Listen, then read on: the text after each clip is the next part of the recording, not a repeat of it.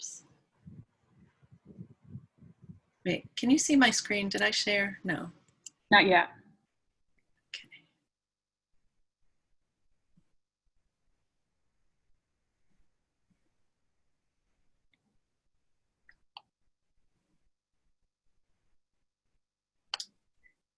Okay. Yep, now it's Nancy. Okay. Okay, so welcome to Creating Outdoor Spaces for Natural Play and Learning. Let's see.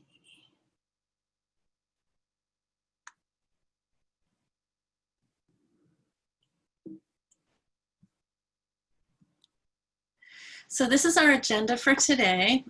We've just finished the polls and we are actually a little ahead of schedule. I'm going to talk about an initiative that I've been involved in since the spring called the National COVID-19 Outdoor Learning Initiative. And I'm going to talk about, well, the piece that I'm working on with that initiative is outdoor infrastructure and kind of how to set up outdoor learning spaces quickly and simply. And so I'm going to share some of that information, and then I'm going to kind of segue into what I always do, which is creating natural play and learning spaces, you know, in non-COVID times, that I hope will give you a lot of ideas ranging from the simple to the more, you know, the larger scale transformations that you can make. And then we're going to do some small group breakouts where you can meet with people that are working with similar ages of children and talk about what you think you'll be able to take from this session and what else you need. And then we will reconvene and hear back from each group, and that's our plan for this afternoon. So the first thing that I want you to do is to rename yourself so that we know which breakout group you want to be in. So that means going to your picture and hovering over the upper right corner. There'll be 3 dots, and the drop-down menu will have an option to rename yourself. And I want you to rename yourself according to these groups. Group 1 would be people working with infants and toddlers. Group 2 would be 3 and 4-year-olds. Group 3, kindergarten. Group 4, 1st and 2nd. Group 5, 3rd through 5th. I think we only maybe have 1 middle school teacher, so you might want to pick a different group. And then we have administrators. And if you're not working with one of these age groups, but you would like to talk to other people who are, you should go ahead and choose accordingly. And Liza will post this list in the chat, so you'll be able to see that if you don't get it done right away. Nancy, do you want folks to keep their name? Like, do their name? Yeah. The example in red there is I just added the number right in front of my name. So definitely keep your name. Okay. So this is the National COVID-19 Outdoor Learning Initiative, which was founded by a collaborative of 4 different organizations based in California: Green Schoolyards America, the Lawrence Hall of Science, San Mateo County Office of Education, and 10 Strands, which is a nonprofit in the San Francisco area. And together, they came up with the idea that the answer, or at least part of the answer for reopening schools during COVID, is to use the outdoors. And they did a national webinar in, I think it was in May, and there were over 100 people from across the country who participated, and I've been leading one of the working groups since then, so I'm going to tell you a little bit more about what we're doing. So the vision is, the vision is to use outdoor spaces as strategic, cost-effective tools to increase capacity on school sites as schools reopen with physical distancing measures in place.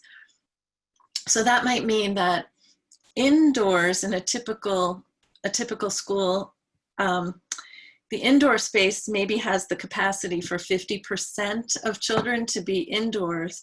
And by using outdoor spaces, 50% of children in small cohort groups could be placed around the campus. And if there isn't enough space on the campus, on the school grounds, we could use local parks to provide outdoor spaces where children can gather. And even some urban schools that I know about are using parking lots and closing streets as spaces where children can be more safely back at school outdoors. So the purpose of this outdoor learning initiative is to support school districts around the country to maximize the number of students who can be accommodated on site with physical distancing measures in place. Our approach is to reframe outdoor learning as Plan A, so that whenever the weather is good enough or whatever other conditions prevail, you take learning outdoors. And only when the weather or some other circumstances don't allow it, do you go indoors or online. That would be Plan B. And so what the initiative, the group working on this is trying to do is to help schools create plans to move as many classes and school programs as possible into the school grounds and parks using low-cost temporary materials. We're helping schools plan for weather, and equity is a theme that underlies everything that we're doing. And partly that manifests itself by providing outdoor clothing along with infrastructure so that children have the gear that they need to be safely and comfortably outdoors. We are divided into 11 working groups. 10 of the working groups are working on creating materials that will eventually be an online book that will be available for free download. And I'm co-leading the outdoor infrastructure group number 2. And we are almost finished with, I think, about a dozen 2-page briefs that cover accommodations for weather, for accessibility, dealing with insects outdoors, the kinds of furnishings you might need for your outdoors, just a whole range of the issues that come up and the questions that people have when we suggest the idea of working outdoors. So there's 10 working groups. They're not all convened yet. Some of them are haven't started yet, but many of them are deep into producing resources. And then group 11 is a community of practice for early adopters. And I think that at last count, there were about 25 schools and school districts across the country who were ready to dive in without waiting for all the resources that the other 10 working groups are creating. And so that group of people, early adopters, meets every Tuesday. All these different groups have different times during the week that they're meeting and presenting what they're doing or hearing presentations from other groups. I think group 11 is fascinating because every week there is a presentation by a school or a school system that is either up and running or very close to being up and running, and they share their strategies and their plans and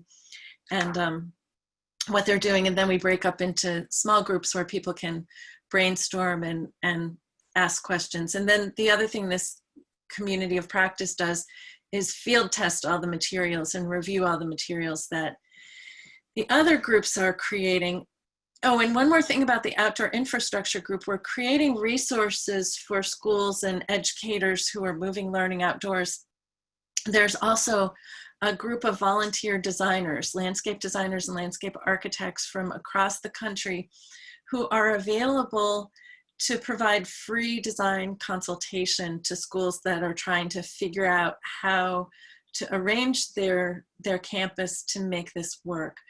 So all of this is information is available on the website, greenschoolyards.org, and then there's a COVID-19 tab. Whoops. So these are some of the materials that we are working on producing. Oh, so I already basically talked about everything on this slide, sorry. And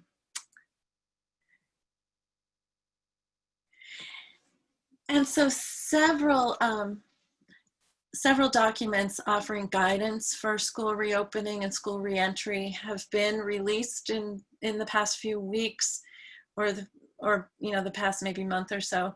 The American Academy of Pediatrics Guidance for School Reentry strongly advocates having children physically present, and they say for every age group that schools should be utilizing outdoor spaces when possible. And certainly all of us on this call are aware that this whole experience of schools being closed and children being separated from their peers has been in various ways for various children in various situations traumatizing.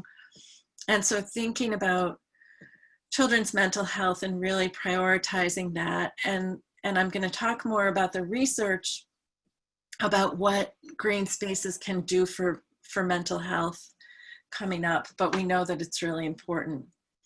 The other guidance document that recently came out was the National Academies of Science, Engineering, and Medicine, and they have included recommendations about using outdoor classrooms to both increase space and promote health. And there's a quick link there in the slide.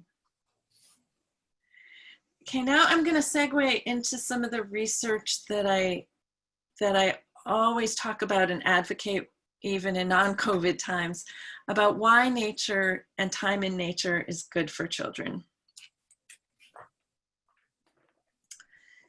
So this first study looks at 4 generations of the same family when each member of the family was 8 years old. So the first generation back in 1919 is that big triangular blob on the map. The great-grandfather, George, was age 8 in 1919, and he was allowed to walk 6 miles by himself to go fishing or just to spend his day. The grandfather was age 8 in 1950, and he was able to walk about a mile on his own out in playing in the woods. The mom lived in a community with a swimming pool, and she was allowed to ride her bike by herself a half a mile away. I can't see the date, but I think that was in the 70s. And then the son in 2007 was an 8-year-old, and he lived on a cul-de-sac and was only allowed to walk to the end of his street about 300 yards independently. And he didn't really like going outside because there was never anyone to play with, and his parents would drive him to a place where it was safe to ride his bicycle. I think this is probably familiar to all of us. This study took place in the UK, but certainly in the US. Children's access to nature has diminished over the years and across generations. But children's need for nature hasn't changed. And so what I'm advocating is that we bring nature to the places where children are allowed to spend their time.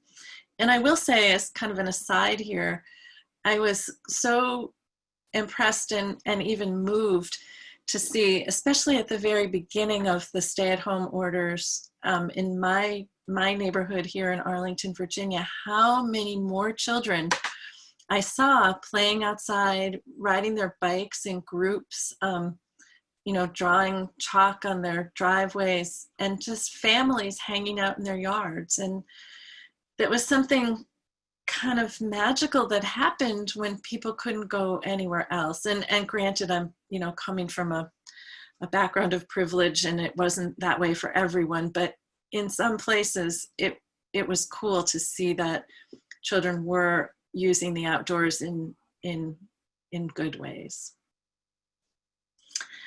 This is an interdisciplinary study from Sweden that brought together physicians and educators and landscape architects, psychologists that compared groups of children in what was called at the time of the study outdoors and all-weather schools, which we would call forest schools, and compared those to traditional Swedish preschools. And they found that across every measure, the children who were in the outdoor schools were doing better. They were sick less often, they had lower blood pressure, there was less conflict between children. Teachers were more often in the role of resources for children and less often policing and dealing with conflicts. Children could balance on one foot longer, they had better upper body strength. Just on every measure, they were doing better. This is a study from the University of Tennessee at Knoxville where they transformed their outdoor space from a traditional playground to one that incorporated natural elements like boulders and logs.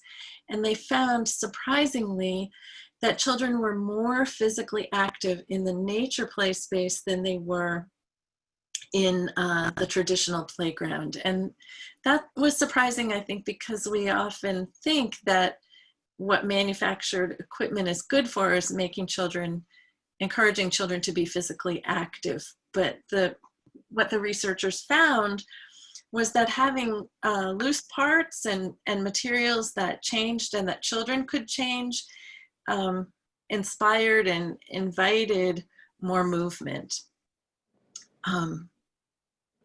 And no sanitizing is required in nature play spaces. These are guidelines that came out pretty recently from the CDC about sanitizing schools, returning to school, and the sanitizing that would be required. And interestingly, for outdoor areas, the CDC does not recommend sanitizing.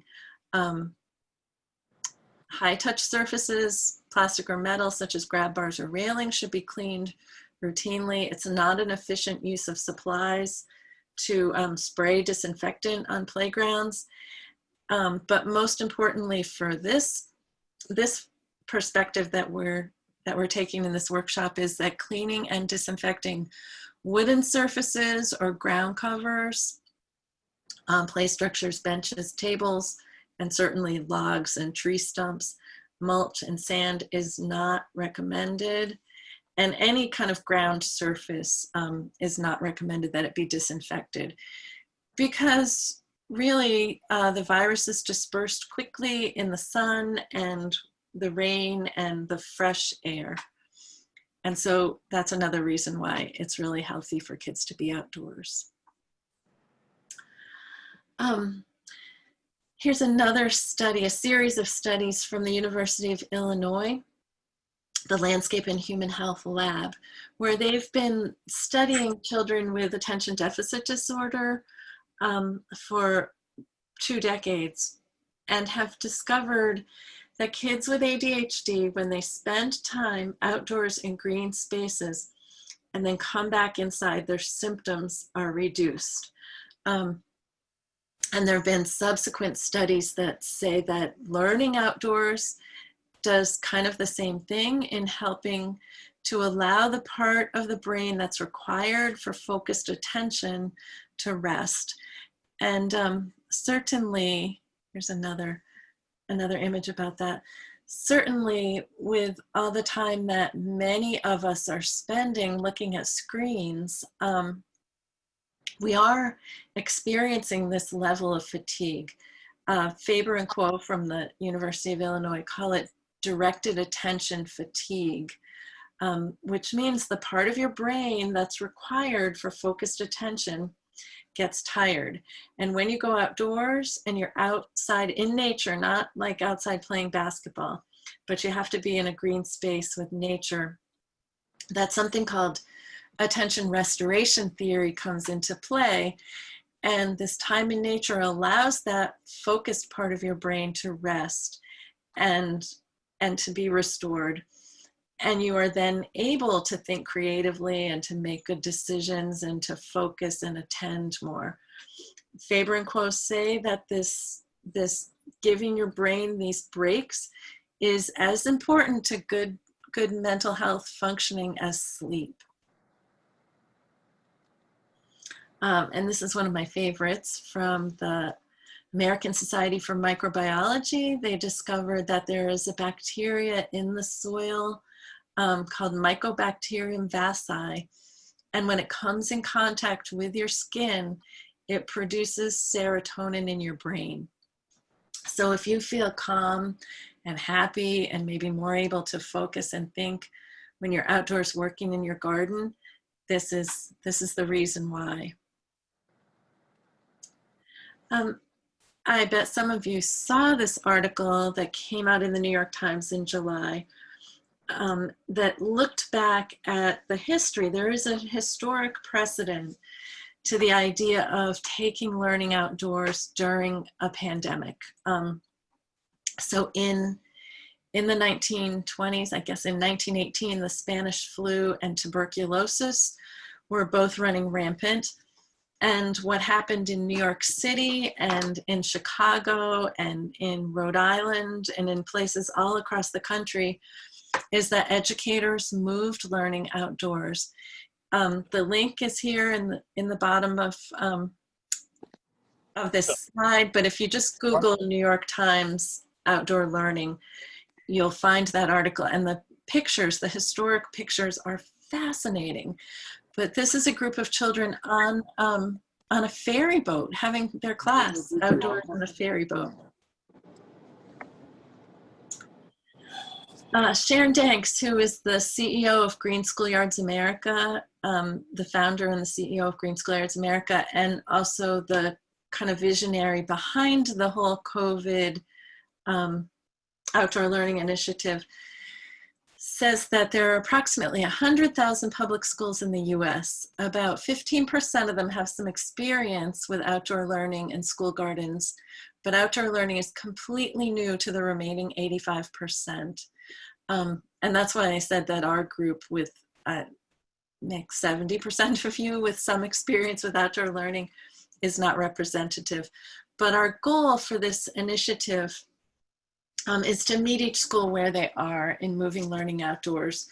So for some schools, it will just be taking the things that they're doing indoors and moving them outdoors, moving their desks outdoors, taking their tablets or their books outdoors. And that's as much as they'll do, and that's wonderful.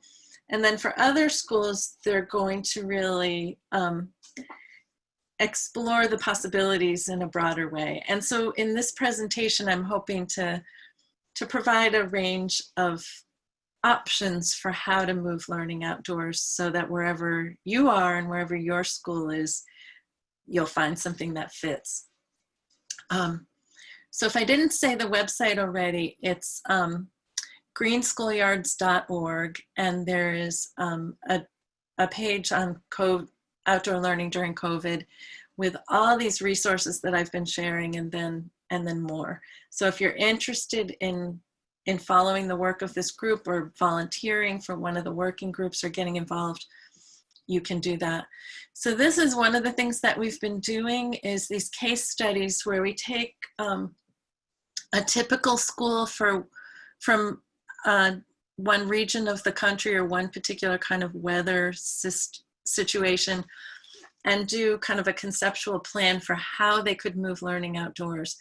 So this one is for a school in Northern Virginia, and you see their building and their parking lots and their playing fields and some wooded areas on their campus.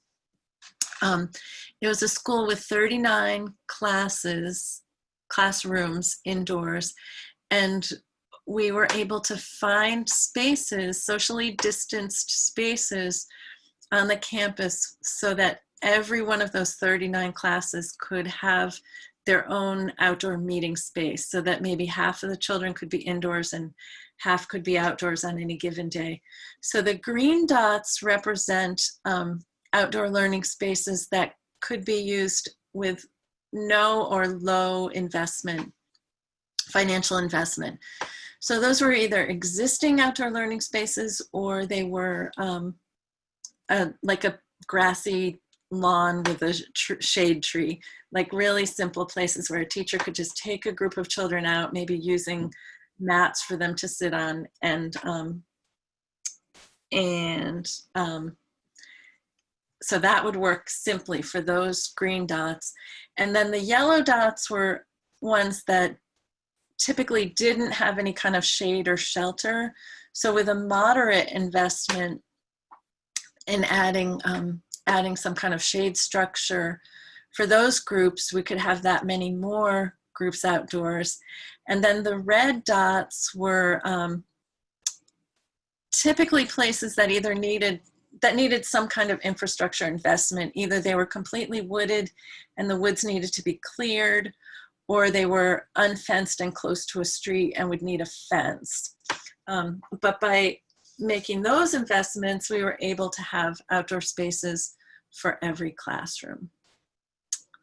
So that's just an example of kind of the way to approach taking learning outdoors for a relatively large public school.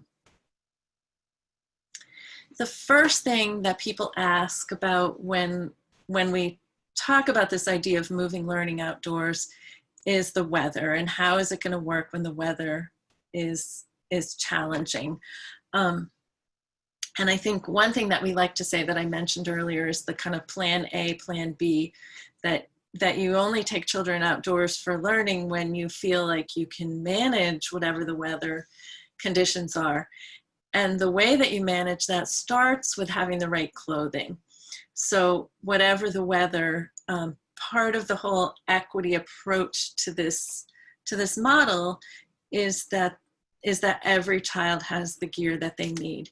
And we have done a little bit of communicating with some of the outdoor gear companies, Land's End and Patagonia, and in your area it would probably be LL Bean, about making donations or offering things at a discount to schools that are trying to move learning outdoors, and kind of the mutual benefits to the company and to the community of children being able to go back to school safely by being outdoors. And so as I said, the simplest way to do this is to take the places where you already have some shade and move learning outdoors that way. And it could be as simple as a circle of stumps. It could be moving your picnic tables into the shade of a tree or under the shade of an existing awning. It could be having benches. And each of these images are from pre-COVID, so they're not specifically taking social distancing into account, but I think you could have 1 or 2 children at each picnic table. You could have 1 child on each bench, and for the stumps, you maybe would want to space them further apart or only use, some alternating set of those to be socially distanced. Here are some examples of some affordable ways to add shade to the outdoor space if there's not a tree available. So these are shade sails, either attached to posts or they can be attached to the building. And you see children, these are California children sitting on straw bales. And here is, I think, a really creative way to create some simple shade on asphalt. This is using something called camouflage netting. And it's nice because it lets the wind pass through so that they're not likely to blow down. And here, this is at a school in California, the Golestan education program. They were experimenting with different ways to anchor those kind of temporary shade structures on their asphalt by using tires and buckets of concrete.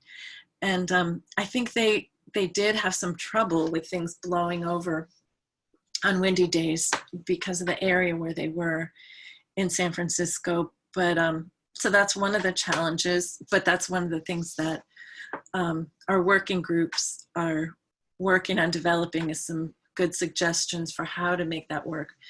But there you see, this is just a kind of bare asphalt schoolyard where they've added some shade and some blankets and some cardboard boxes and straw bales and tents.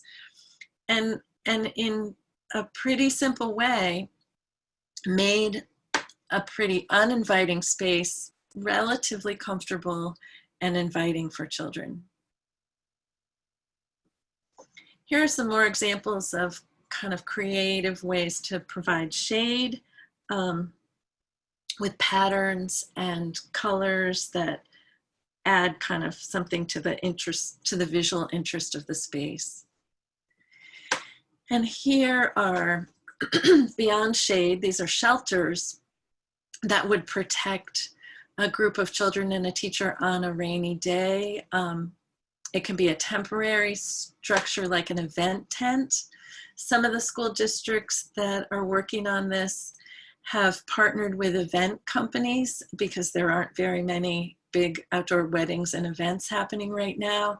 And so they're creating these partnerships where the schools can have access to these event tents and use those as shelter on rainy or snowy days.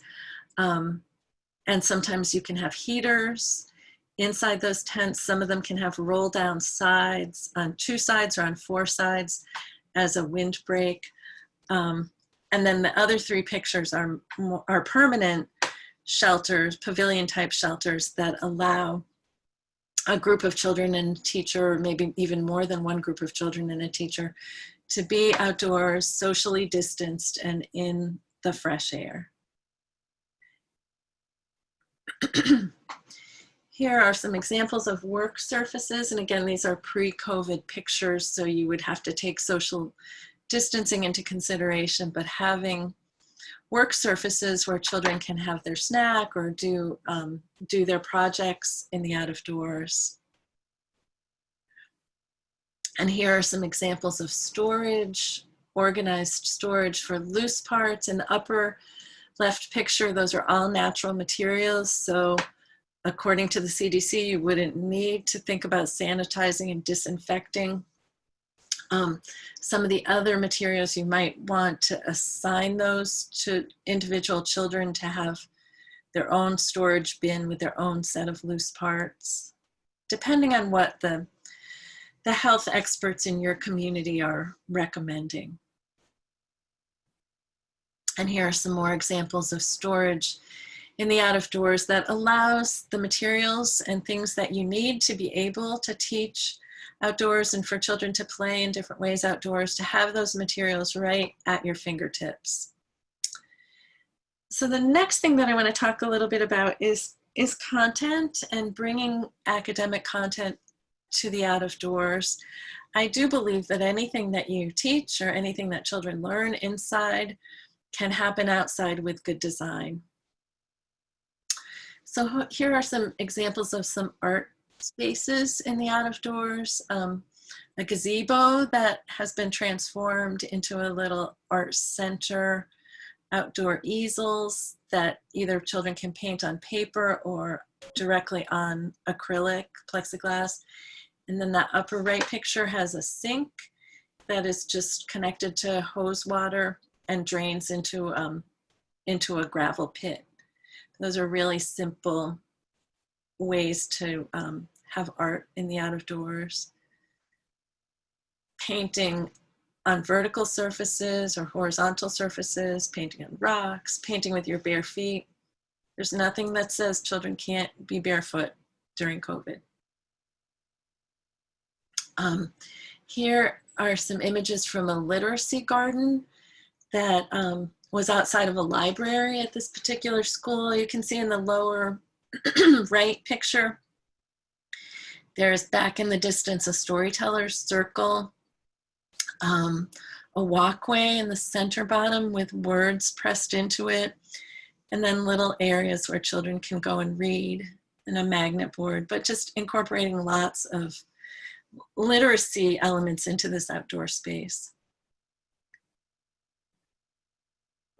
This is a courtyard at a public school that had lots of opportunities for children to measure air, soil, and water temperature, shadow length. Each child adopted a plant at the beginning of the year and drew and journaled and observed about that plant and how it changed over the year.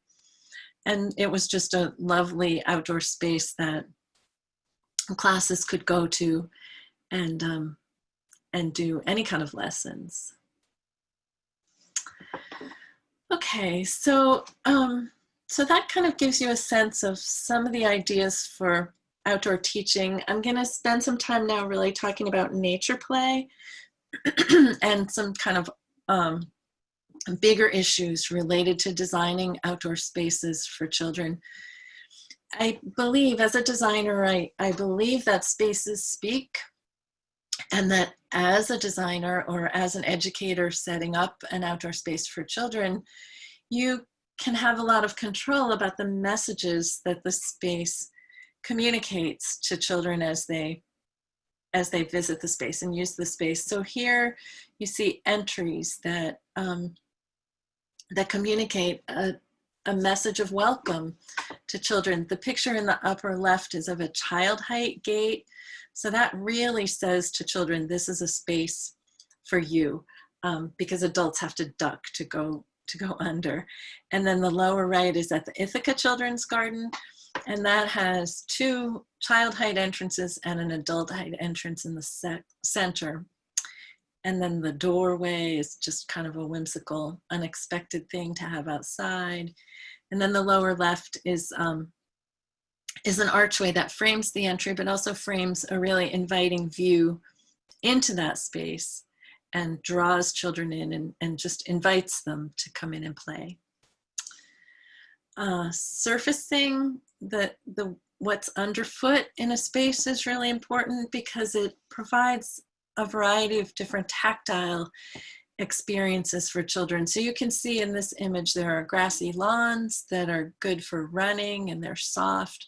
There's an arched bridge that would have kind of a hollow sound as you walk over it. There are mulched paths, there are stone steps.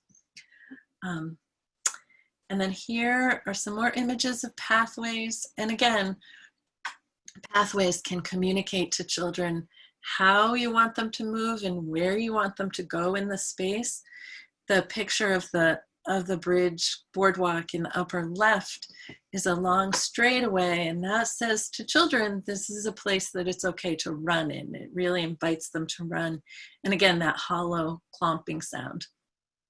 Whereas the picture with the round stepping stones on the right tells children that this is maybe a place to move more carefully and to preserve the plants that are adjacent, because those stepping stones communicate that you want to move in a deliberate way.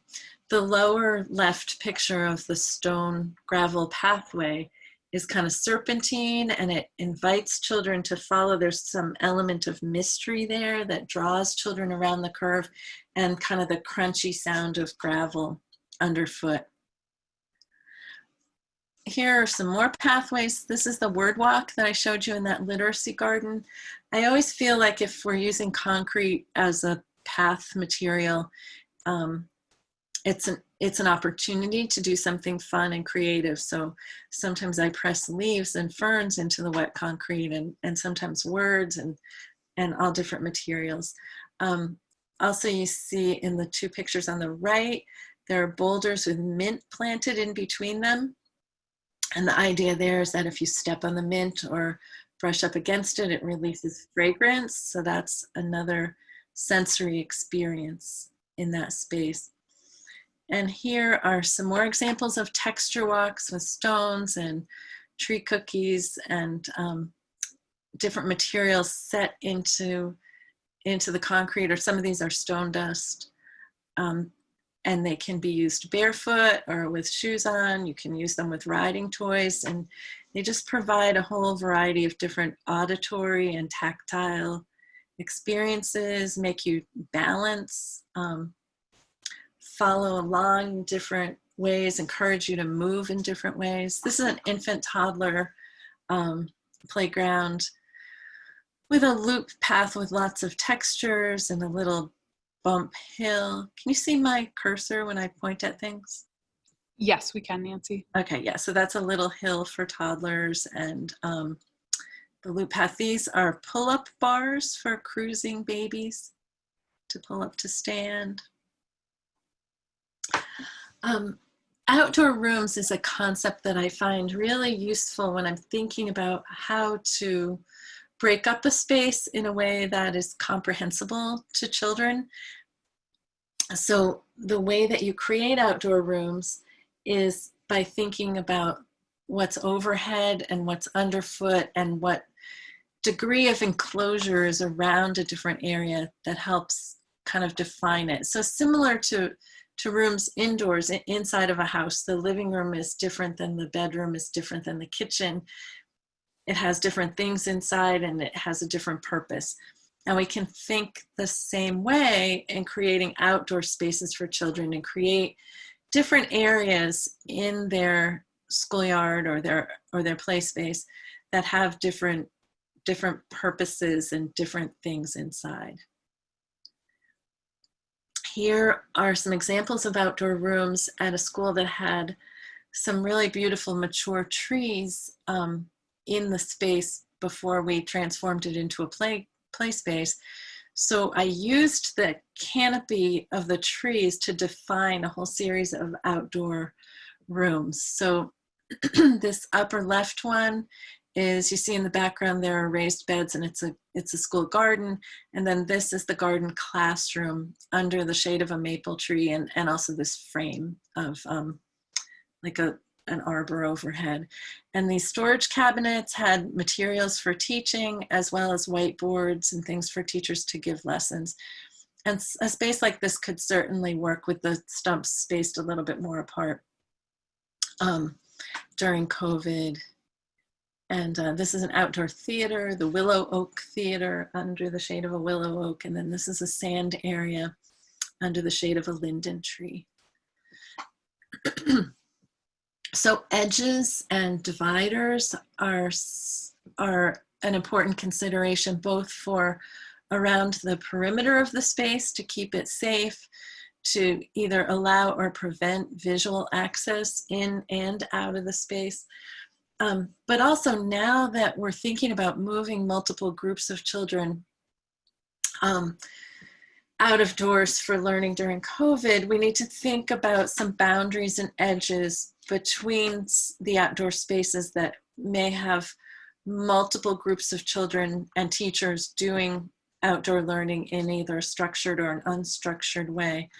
So I don't necessarily have the best images of this, but the idea that we could think about different kinds of boundaries to help delineate the outdoor spaces during COVID. And it may be something as simple as like an animal trough used as a planter with something fast growing, some grasses or bamboo or willow planted in it, or even just willow fencing set in it would be a way to quickly divide the space. So this is the palette that I think about when I'm thinking about creating nature play spaces, that these are the things that that go into creating a space for nature play. There's stone and wood and water and sand, the earth, sculpting the earth, wildlife, insects and animals, thinking about things that make natural cycles visible, and thinking about senses, all of the senses, and ways to stimulate them. And then certainly as a landscape designer, I think a tremendous amount about plants and how to use plants for play and for sensory experiences. So here are some examples. Ooh, I'm going to run out of time. I'm going to go fast. These are tree parts used in various ways for active play. Log furniture made out of big tree cookies. Balancing, sand. Oh, this is sand enclosed with natural materials. Here are some more examples of natural sand areas enclosed with boulders and logs. and sometimes with water added in for more play value. Here are some water features and mosaic streams. I don't know what number slide I'm on, but I think I have a ways to go. I'm going to try to go really fast so I don't take up too much of your breakout group time. Thinking about fragrance from plants, from edibles that you may be growing, or just from the soil. The sense of touch. The skin is the largest organ of your body, so thinking about stimulating the sense of touch with a variety of textures. Those are lamb's ears growing. Sound, whether it's the sound of the wind blowing through grasses or homemade recycled materials made into musical instruments or store-bought musical instruments. Edibles, ways to incorporate edibles into the outdoor space. So we're thinking about all the senses. These are viewing windows. The picture on the right is a compost bin with a plexiglass window so you can watch the decomposition. And the lower left picture is growing root vegetables with plexiglass windows so children can see under the ground. Here are insect hotels and wildlife habitats that can be part of your schoolyard. Okay, I'm going to go really quickly through active play stuff. I bet many of you have had the experience of returning to a space where you spent time as a child and having that place shrink. It got smaller. And I think that that teaches us a lot about scale, and that spaces don't need to be really big, especially for young children to feel challenged. Having opportunities to hang and balance and leap and jump. More balancing. The picture in the lower left is a balanced trail that goes around the perimeter of a play space. Here are some more natural climbing elements. This is from the newest space that I just finished a couple weeks ago with a stilt walk and some logs piled up for climbing. A whole bunch of uses of tree parts. Make friends with your local tree company or arborist and let them know you're looking for tree parts. They often have to pay to dispose of them. Here are hills with slides and stumps set into the embankment. Here's tunnels and uneven surfaces.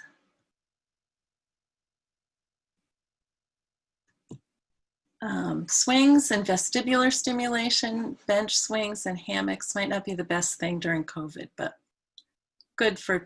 definitely good for children's development. Okay, and then here are some examples of playhouses and places for imaginary play and pretending. And many of these images are in my book. So if you want to be able to go more deeply, that's definitely available. And then I wanted to just talk a little bit about loose parts and giving children the opportunity to build and create and change the space is an incredibly empowering experience. And especially now when all of us feel so disempowered, giving children the opportunity to build and create in their out-of-door space is really important. So stones and tree parts, bringing indoor toys outside, sand and mud, bringing kitchen utensils outside.